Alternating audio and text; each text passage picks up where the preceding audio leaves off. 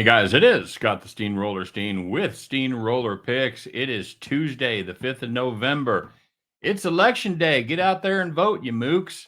But you know what else it is? It's the beginning of Maction, baby. And we've got a pick to talk about here in just a minute.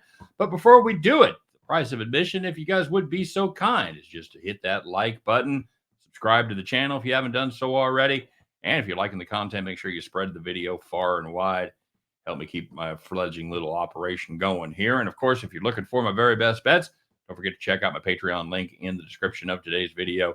I got daily best bets and I've got a monthly package that is unbeatable as far as the value goes. So, that being said, let's talk a little bit about last night's game. We had the Chiefs and the Tampa Bay Buccaneers over. And my goodness, no sweat at all as we got there easily. Hey, I never said these picks were all going to be easy winners, all right? I just said they got a good chance of winning. And we did get home in that one. That's 6 wins in the last 7 days, and we'll take it. See if we can keep it rolling here today.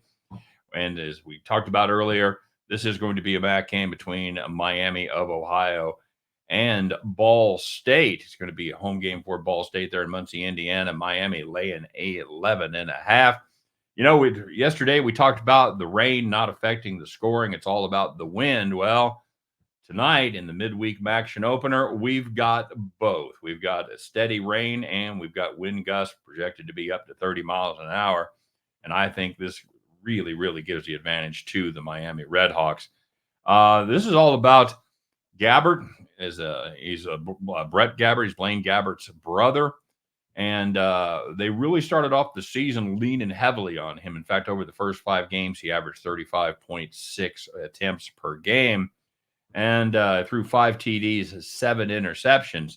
And good for them that they realized, you know what, this formula isn't working because they went 1-4 in the process. And so in the last 3 games, they have really scaled back his production.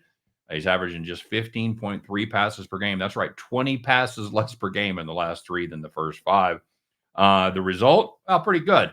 8 touchdown passes, 0 picks, and they are 3-0 in those 3 games, outscoring their opponents 114-41. They just stopped asking him to do so much and instead put the focus on Keon Mosey and the running game. And Mosey has responded by gaining over 100 yards in the 3 straight games and been averaging 7.1 yards per carry. Meanwhile, this Cardinals team, man, there's a lot of things they don't do right. And almost at the top of that list is running the football. They average just 3.3 yards per carry. That's good for 117th in the nation. And it's only second to last in the MAC. Why? Well, because Kent State is the absolute stone cold worst rushing team in the country, averaging 2.5 yards per carry. Jesus. Meanwhile, Miami, pretty good defense statistically. They're a top 25 scoring defense, allowing just 19.9 points per game.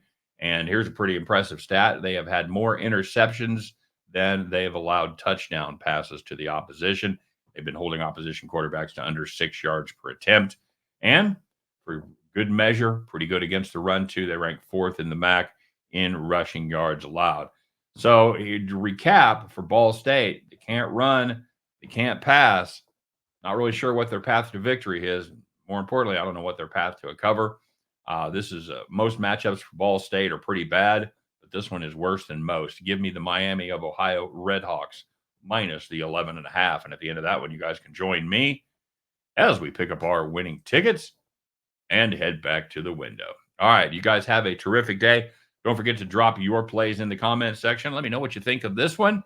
And you know the drill, win, lose, or draw. We'll be back tomorrow to talk all about it. Take care. We'll see you then.